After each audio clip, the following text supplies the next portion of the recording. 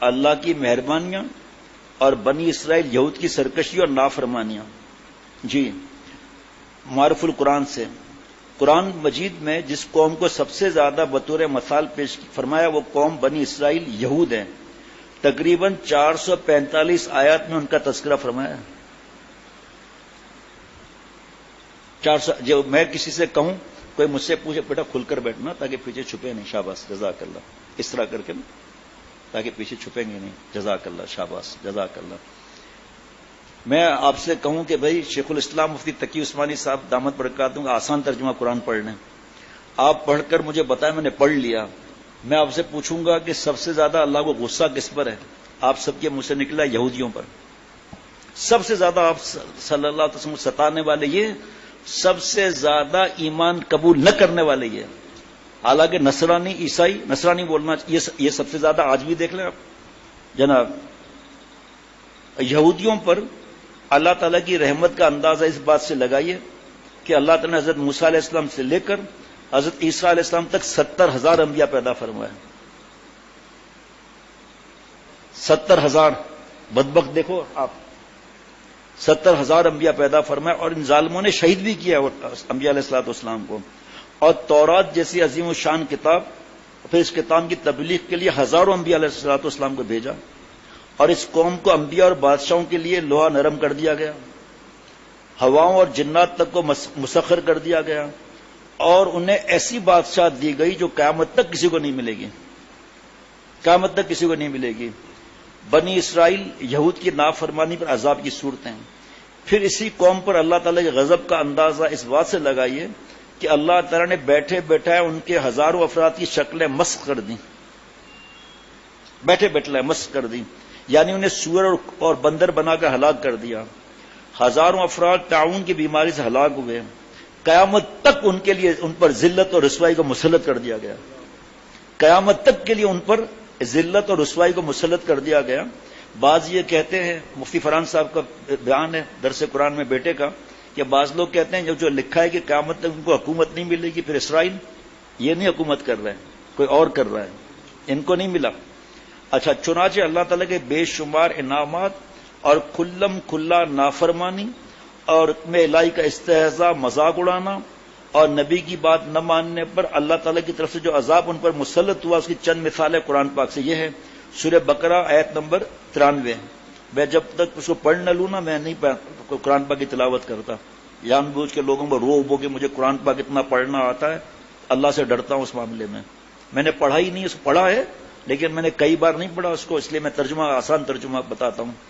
اور وہ سورہ بقرہ آیت نمبر 93 بتا رہا ہوں. اور وہ وقت یاد کرو جب ہم نے تم سے عہد لیا اور تمہارے اوپر طور کو بلند کر دیا اور یہ کہا کہ جو کچھ ہم نے تم کو دیا اس کو مضبوط سے تھامو اور جو کچھ کہا جائے اسے ہوش سے سنو. کہنے لگے ہم نے پہلے بھی سن لیا تھا مگر عمل نہیں کیا تھا, اب بھی ایسا ہی کریں گے. یہ بدبخت دیکھو آپ ان لوگوں کو. اور دراصل ان کے کفر کی نوسط سے ان کے دلوں میں بچڑا بسا ہوا تھا. آپ ان سے کہیے کہ اگر تم مومن ہو تو کتنی بری ہیں وہ باتیں جو تمہارے ایمان تمہیں تلقین کر رہا ہے. جناب سورہ اعراف آیت نمبر 162. پھر ہوا یہ کہ جو بات ان سے کہی گئی ان میں سے ظالم لوگوں نے اسے بدل کر دوسری بات بنا لی. تب ہم نے ان کی مسلسل زیادتیوں کی وجہ سے ان پر آسمان سے عذاب بھیجا. تفسیر جناب معرف القرآن سے, جب موسیٰ علیہ السلام نے کوہ طور سے توریت لا کر پیش کی کہ اللہ کی کتاب میں تو بعض گستاخوں نے کہا اللہ تعالیٰ خود ہم سے کہہ دیں یہ ہماری کتاب ہے تو بے شک ہم کو یقین آ جائے گا.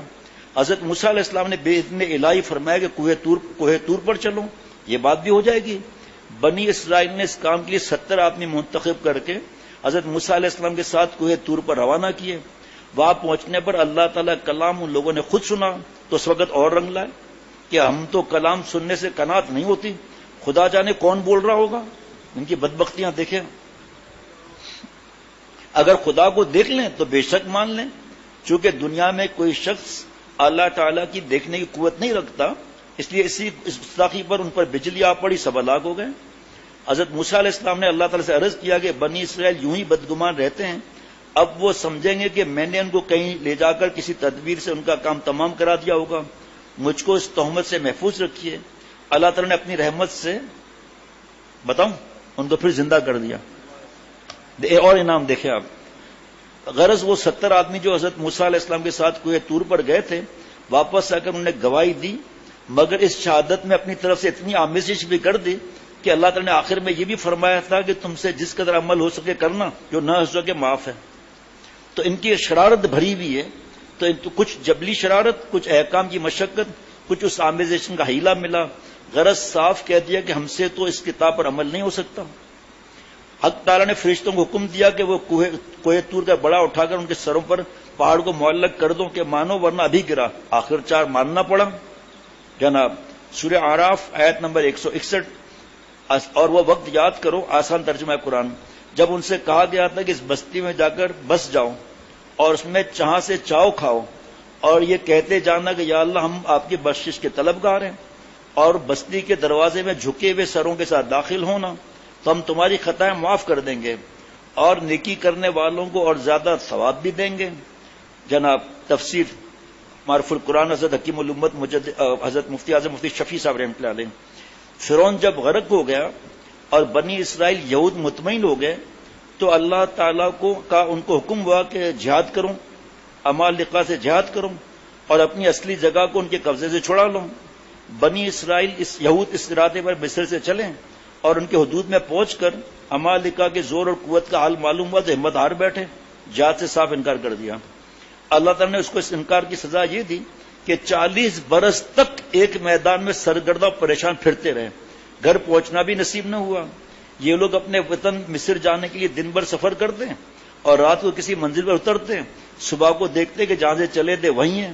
کیا قرآن پاک ہے بھائی، کیا! لیکن وہ بدماشی اور ایسا اذیت دینا آپ نے سنا نہیں ابھی حضرت مجدد کا؟ رفتار، گفتار، کردار، کسی چیز سے رشتہ دار چھوڑو، کسی کو تکلیف نہ ہو. پھر بد دعائیں ملتی ہیں تو کہتے ہیں کیا ہمارا ہو گیا، جادو ہو گیا. اللہ اللہ، عجیب بات ہے. اسی طرح 40 سال تک سرگردہ اور پریشان اس میدان میں پھرتے رہے. اس میدان کا کچھ بہت بڑا رقبہ نہیں تھا، بلکہ مصر اور شام کے درمیان 5-6 کوس یعنی تقریباً 10 میل کا رقبہ تھا. جب وادی تیہ میں من کو سلوا کھاتے کھاتے اکتا گئے اور اپنے معمولی کھانے کی درخواست کی تو اس کو ایک شہر میں جانے کا حکم ہوا تھا کہ وہاں کھانے پینے کی معمولی چیزیں ملیں گی، لیکن شرط یہ رکھی گئی کہ جھک کر یعنی توبہ توبہ کرتے ہوئے کہتے ہوئے داخل ہوں. انہوں نے شرارت سے ان الفاظ کو بدل کر اور دوسری بات کہنا شروع کر دی. اس شرارت معافی کے بجائے اکڑ شروع کر دی. اس شرارت کی ان کو یہ سزا ملی کہ ان میں تعاون پھوٹ پڑا اور بہت سے آدمی فنا ہو گئے.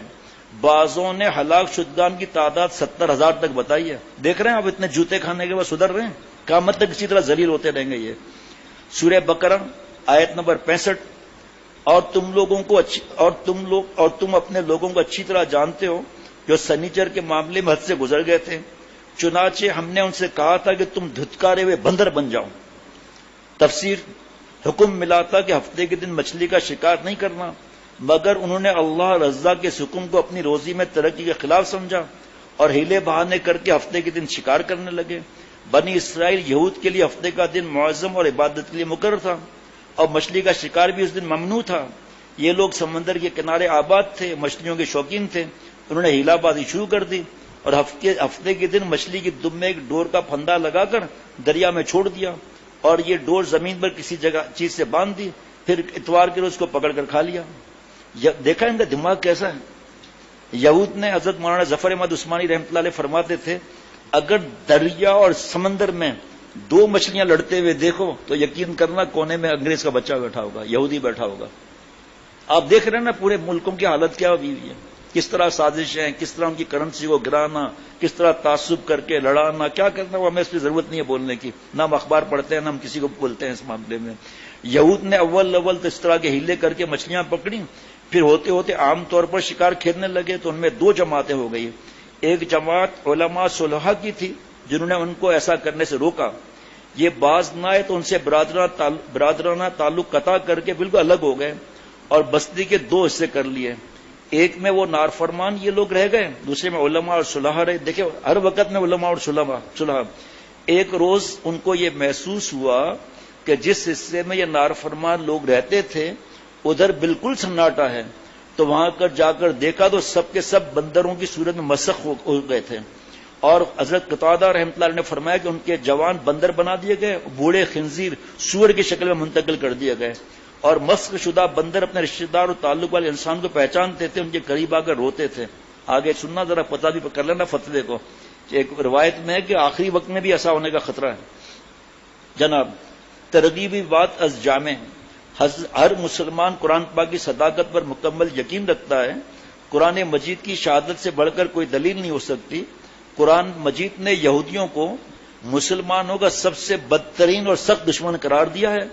چنانچہ بھائی یہ کتنا پرانی بات ہے، چنانچہ آج یہود غزہ اور فلسطین کے مسلمانوں پر بدترین ظلم و ستم کر رہے ہیں، اور یہود و نصارہ اور مشرکین سبھی مل کر مسلمانوں کے خلاف متحدہ محاذ بنا لیا ہے، اور بعض کمزور دل مسلمانوں پر دباؤ بڑھانے کے لیے اور مسلمانوں کے کمزور حکمرانوں کو خوفزدہ کرنے کے لیے اپنے اتحادوں کا اعلان اور اپنے اسلحے اور فوجی مہارت سے ڈرا رہے ہیں، مگر یہ کوئی نیا ہتھکنڈا نہیں ہے۔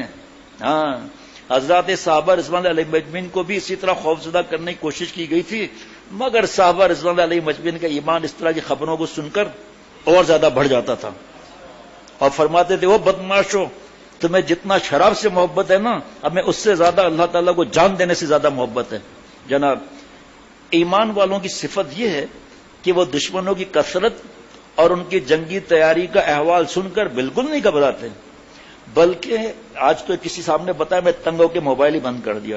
میں نے کہا بیٹا ہم نے تو پہلے ہی کہا تھا آپ کو، کہ آپ کو تو ہے بس پنچایت ہے آپ کو، بس سب بند کر دیا اپنے موبائل وغیرہ، کبھی وہ فون کر رہا ہے، کبھی یہ کیوں ہوا یہ کیوں، یہ تو کوئی دنیا کا سیکرٹری جنرل رہ گیا۔ جناب اللہ اللہ کیا بات ہے، ایمان والوں کی صفت یہ ہے کہ وہ دشمنوں کی کثرت اور ان کی جنگی تیاریوں کا احوال سن کر بالکل نہیں گھبراتے، بلکہ اس طرح کی خبریں ان کے دل میں جوش ایمانی کو اور زیادہ بھر دیتی ہیں، کیونکہ انہیں یہ سب کچھ اللہ کی طاقت کے سامنے ہیچ نظر آتا ہے۔ ایمان والوں کے سامنے تو یہ سارے مکڑی کے جالے ہیں، کئی مکڑیاں مل کر جالا بنائیں یا کوئی مکڑی اکیلی یہ کام کرے، مکڑی کا جال بہرحال کمزور ہوتا ہے، اور یہود کا یہ ظاہری اور عارضی غلبہ ان کی بہادری یا صلاحیت کی وجہ سے نہیں ہے، بلکہ مسلمانوں کے شہوت پرستی، دنیا پرستی، کافروں کے غلبے کا سبب ہے۔ آپ صلی اللہ علیہ وسلم نے فرمایا، یہاں نہیں لکھا ہوا، حضرت والا رحمۃ اللہ علیہ سنا کہ اے صحابہ ایک وقت آئے گا کہ یہود و نصارہ تم پر ایسے ٹوٹیں گے جیسے بھوکے کھانے پر۔ اے نبی صلی اللہ تعالی علیہ وسلم کیا اس وقت ہم کم ہوں گے؟ فرمایا نہیں بہت ہوں گے، لیکن ایسے جیسے نالوں کے کنارے جھاگ۔ جھونکا آیا آپ کو؟ ہاں جھاگ۔ اے نبی صلی اللہ تعالی علیہ وسلم وجہ موت کا خوف اور دنیا کی محبت، یہ ہو جائیں گا پھر یہ ہو جائیں گا پھر یہ ہو جائیں گا۔ آخری بات، اگر مسلمانوں کی حکومت اور طاقت حقیقی مسلمانوں کے ہاتھ میں ہو اور مسلمان حقیقی مسلمان بن جائیں تو آج کے یہود اور نصارہ کی طاقت ان کے سامنے اس طرح راک کا ڈھیر بن جائے گی جس طرح روم اور فارس کی طاقتیں، سلطنتیں، طاقتور سلطنتیں صحابہ رضوان علیہ مجمعین کے سامنے ڈھیر ہو گئی تھیں۔ ان کا ایمان تو ایسا تھا کہ حضرت عمر رضی اللہ عنہ کے پاس کسریٰ اور کیسر کے محلات فتح ہوئے اور بورے کے بورے آ گئے ان کے مال غنیمت کے، ڈھیر کر دیا صحابی رضی اللہ عنہ نے۔ تو حضرت عمر رضی اللہ عنہ دیکھ رہے تھے، دیکھ کر فرمایا کوئی چیز کم ہے اس میں۔ کہا آپ مجھ پر شک کرتے ہیں؟ فرمایا نہیں، کیوں آپ پر کیسے شک کروں گا، آپ تو صحابی ہو، لیکن میں کیا کروں، آپ اس وقت کے بورے کیسے دیں، جھاڑو اس کو۔ جھاڑا تو 2 کنگن آگے سونے کے آگے گرے، مال پورا ہے۔ کیا ہے امیر المومنین کیا وجہ؟ کہا میں نے آپ صلی اللہ علیہ وسلم نے سنا تھا کہ ایک وقت آئے گا کہ ان کے بیگمات یہ کنگن تمہارے قدموں میں ہوں گے، وہ میں نہیں دیکھ رہا تھا۔ سراقہ کو بلاؤ۔ حضرت سراقہ رضی اللہ عنہ بعد میں تو ایمان لے آئے تھے۔ سراقہ کیا فرمایا تھا آپ صلی اللہ علیہ وسلم نے؟ فرمایا یہی فرمایا تھا، یہ ایمان جو آپ صلی اللہ علیہ وسلم نے فرما دیا، ختم۔ آپ اور ہم حضرت شاہ عبد المتین بن حسین صاحب دامت پر قدم فرمایا، ان حالات میں ہم آپ کچھ کر سکتے ہیں؟ دعا تو کر سکتے ہیں، دعا کیوں نہیں بڑھاتے؟ گناہوں سے تو بچ سکتے ہیں، اللہ نے ہمت دی، کیوں نہیں بچتے؟ کیوں معافیاں نہیں مانگتے اللہ سے؟ جن جن کو اذیتیں دی ہیں ان سے معافی کیوں نہیں مانگتے؟ کیوں اکڑ کے اندر چلے ہوئے ہیں؟ ختم۔ اب اکڑ پر تو بیان نہیں ہوگا نا، 10 پر بس ہونا چاہیے نا، اب 10.5 پہ بس ہو رہا ہے۔ ربنا، کیا یقین کرنا میرے دل میں جمعرات کا یہ بیان تھا، یقین کرنا آپ، لیکن بس یہودیوں کا نام آیا بدبختوں کا تو دل آیا کہ اسی کو بیان کر دیں۔ بھائی جمعرات کے کتنے بیان ہو سکتے ہیں؟ وہ لائن بڑھ دی جا رہی ہے جمعرات کی۔